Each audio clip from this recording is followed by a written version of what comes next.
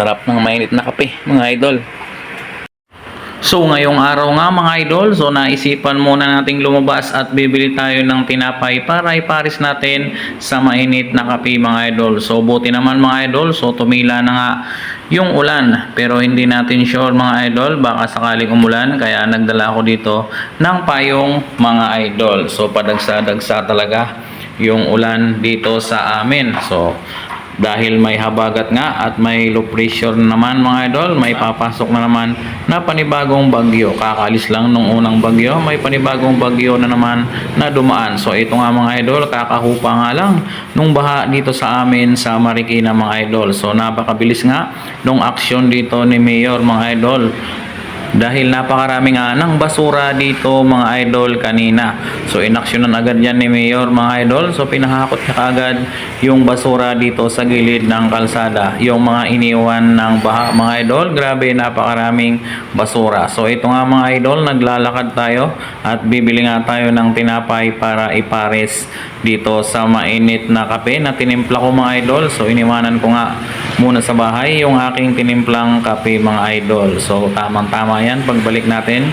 So mahihigop na natin yung kape at hindi na gaanong mainit. So sabi ko nga mga idol, so ugaliin nating magdala ng payong. So ito nga mga idol, umaambon-ambon na naman dito sa amin. So malayo-layo nga yung bilihan natin ng tinapay mga idol, kaya naglalakad tayo. So pinapakita ko lang sa inyo yung lugar namin dito mga idol.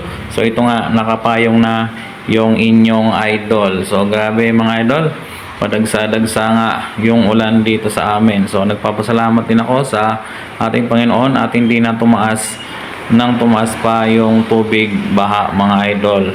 So sigurado mga idol, kung tumaas na naman yung tubig, sigurado marami na naman masisirang mga gamit yung mga kabahayan dito sa amin sa Marikina mga idol. So ito nga mga idol, tamang lakad lang tayo papunta doon sa tindahan ng tinapay mga idol. So ito nga yung kalsada, maluwag na maluwag, napakasarap maglakad mga idol. Pero ugaliin natin magdala nga ng payong mga idol dahil sobrang padagsa-dagsa nga yung ulan dito sa amin mga idol.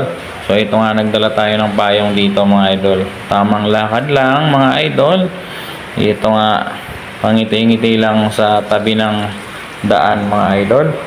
Grabe, napakalakas nga ng ulan.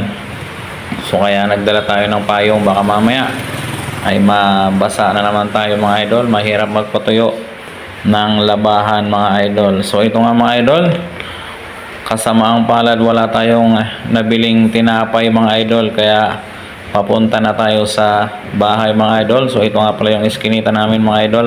Pumasok na tayo. So nandito nga tayo sa bahay mga idol.